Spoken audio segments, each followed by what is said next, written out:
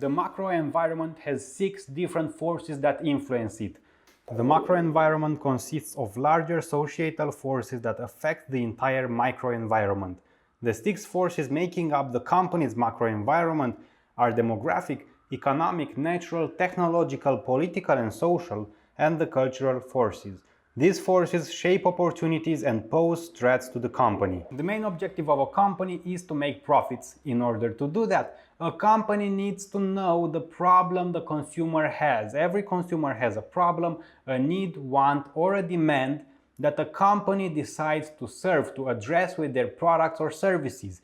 And this is called that the products and the services the company offers is represented at creating consumer value, right? So the company satisfies the problem or the need the consumer has. It wins them over as a customer because the person bought the product, and now the company obtains value from customers in return, so makes profit, the money that the customer paid for the product. In order to develop these efficient marketing strategies, every company needs to realize that they work in what is called a marketing environment.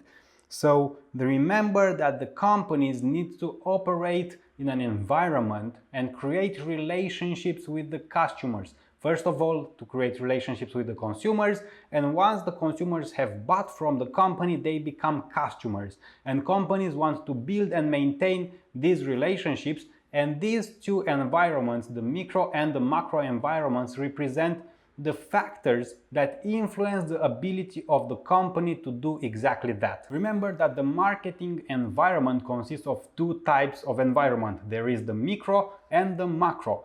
I've created separated videos for each one of the environments. You can check them right here, you can check them in the links down in the description. And remember that the macro environment has 6 different forces. For every force you have a different video you can watch in the links down in the description. The demographic environment is the first force of the macro environment that we analyze. Before looking in depth at it, let's see its definition. Demography is the study of human populations in terms of size, density, location, age, gender, race, occupation and other statistics. The population of the world is growing at an explosive rate. Well, the more citizens, the bigger the population, the bigger the diversity of the population, and this brings both opportunities and threats for any company. The marketeers study the demographic trends in development of the markets. Well, they analyze the changes in age, family structure, educational characteristics and population diversity. When changes in the demographics occur, it means that there are also changes in markets that happen, therefore the interest of the marketeers. The demographic environment is important for the marketeers because it involves people, and people make up the markets to which the companies want to sell.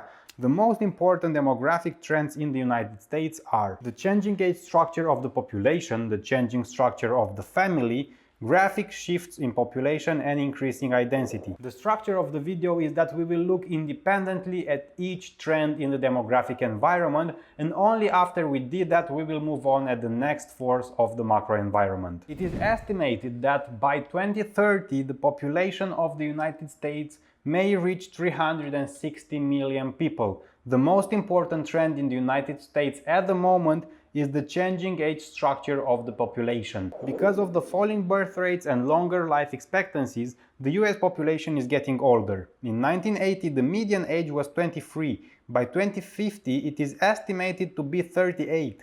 The aging of the population will have a significant impact of markets and those who service them. Because it is so big in the population of the United States, we can identify 4 different groups or 4 different types of population, and marketeers name them after that: the baby boomers, Generation X, the Millennials and Generation Z. The baby boomers. There are 78 million baby boomers born between 1946 and 1964 during the years following World War II and lasting until 1964. In 2023, they are between 59 and 77 years old. The youngest boomers are now in their 50s and the oldest are now in their late 60s. Today's baby boomers are about 35% of the population, but control about 70% of nation's disposable income. The Generation X. There are 49 million people that were born between 1965 and 1976. In 2023, they are between 47 and 57 years old. They lie in the shadow of the boomers, and they are an overlooked consumer group. They seek quality over quantity and price experiences. They research products before purchasing and are less receptive to marketing pitches. They also display the lifestyles, the culture and the values of the baby boomers, and many of them are homeowners with growing families, being a prime segment for home and hearth marketeers. The Generation Y, known as the Millennials. There are 83 million millennials, baby boomers born between 1977 and 2000. In 2023, they are between 23 and 46 years old. They are the most financially strapped generation, most of them having near empty pockets. Because of their huge number, they make up a huge and attractive market now and in the future as well. Because they grew up embracing technology, they engage with brands in a new way, shaping their own brand experiences. The Generation Z are the kids 8 to 12 years old, and they count for about 20 million people born after 2000. Some analysts include people born after 1995 as well, and they make up the kids, tweens and teens markets. In 2023, they are 20 to 28 years old. They spend approximately $43 billion annually of their own money and influence another 200 billion of their parents' spending. Gen Zers blend the online and offline world seamlessly as they socialize and shop. Out of those who shop online, more than half prefer shopping online for electronics, books, music, beauty products and accessories. You may wonder why it is important for you or for the marketeers to know this kind of information.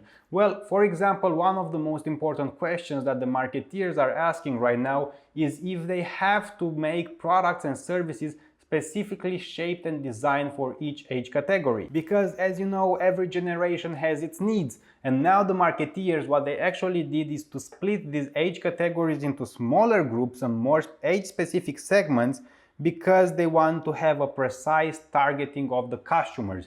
And they finally realized that age is just a number and it's not necessarily that important for marketing as their lifestyle, life stage, and common values. The second trend we look at in the population of the United States in the demographic environment are the changes, the constant changes in the structure of the American family. I find it important to mention that in this video we only talk raw data, so we only talk what marketeers think about, what they analyze, and it's not about any opinions, values and whatsoever. This is just data analyzed by marketeers. The traditional American household is represented by the image of a husband, wife, children and sometimes grandparents. The historical 2 children, 2 cars family has lately been losing its luster. In the United States, married couples with children represent only 19% of the nation's 122 million household, which is less than half that of the 1970. Married couples without children represent 28%.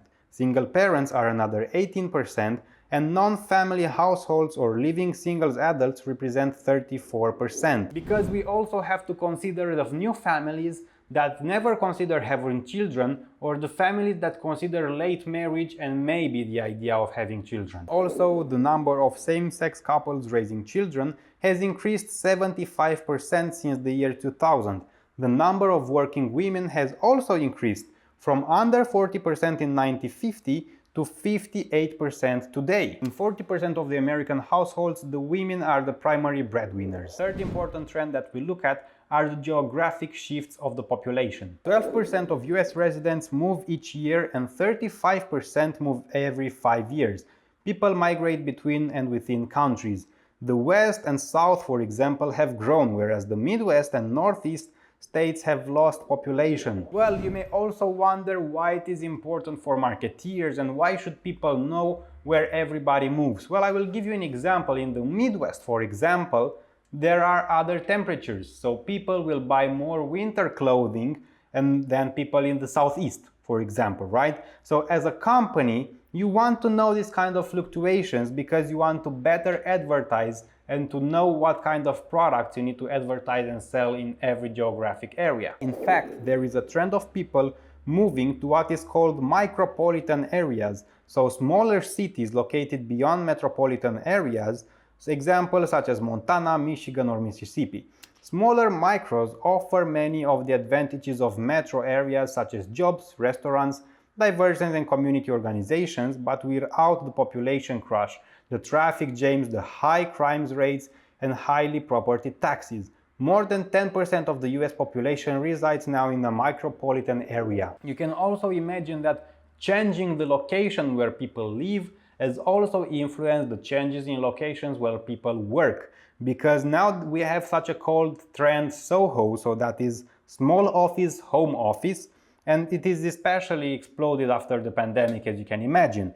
Well, as a marketeer, you can imagine the explosion in sales for home office products, from furniture to electronics, computers and all that. Everything that goes into a home office just exploded in 3 years. And one last important trend in the population of the United States is the increased diversity. And when I say diversity, I mean all kinds of diversity. United States population is about 64% white, Hispanics are about 17%, and African Americans are just over 13%. Also, US Asian American population counts for about 5%. And you need to understand that we talk about wider diversity, so not just about race or culture, we also talk about sexual orientation, and because companies take the LGBTQ community into account, also the community of the disabled people, and let's see why. Also, you may have seen the news, you know, so many companies supporting LGBTQ+. Think about it now, is it real support for the values of these people, or is there an interest knowing that the LGBTQ has a buying power of more than $830 billion annually? Do companies really support Paralympic athletes because they are empathetic with these people, or do they know that their buying power is between $200 and $500 billion a year? To make it clear, I'm not saying that companies do not align with these values, that they do not support these values. I'm just asking, is it truly genuine as a marketeer, as a company, to align with these values because you feel like it, or is it also something subjectively when you know that there are hundreds of millions, hundreds of billion dollars in these markets that your company can take a share of? I'm just asking. Alright, so far we know that the macro environment is composed of 6 forces, and we talked about the first one, the demographic environment. And so far we talked about the first force, the demographic environment. Regarding this environment, we looked at the most important trends that take place in the environment, and they are important to be known as marketeers have them under the magnifying glass. I know that this video may get quite long because each trend of each market force is important, and this is why I've split these videos. I've created smaller videos about every force of the macro environment. If you'd like to see them separately, you can watch it here or check every video in the link down below in the description. As a summary, demography is the study of the characteristics of human population. Today's demographic environments show a change in age structure, shifting family profiles, geographic population shifts, a better educated and more white-collar population, and increasing diversity. Remember that the marketing environment consists of 2 types of environment. There is the micro and the macro. I've created separated videos for each one of the environments. You can check them right here, you can check them in the link down in the description. And remember that the macro environment has 6 different forces. For every force you have a different video you can watch in the links down in the description. This was everything for this video. I hope you understood what the macro environment is, all and every individual actor of the macro environment. Remember that you can watch every actor separately. There are links below in the description for that. And if you want, you can watch an entire at-length video about the entire marketing environment. Also, another way you may thank me for creating these videos is by buying me a coffee. I run on a lot of coffee to create these videos, first of all to do the research for the information, then to film, to edit the videos and to post them for you to watch for free. So if you feel like you can buy me a coffee, I would highly appreciate it. Another way is of course to hit the like button, to subscribe to the channel and leave a comment down in the comment section of this video, because you know how YouTube is nowadays. If there is no engagement, there is no promotion. So if this video helped you, I would highly appreciate your support. Thank you for watching, and I'll see you at the next video.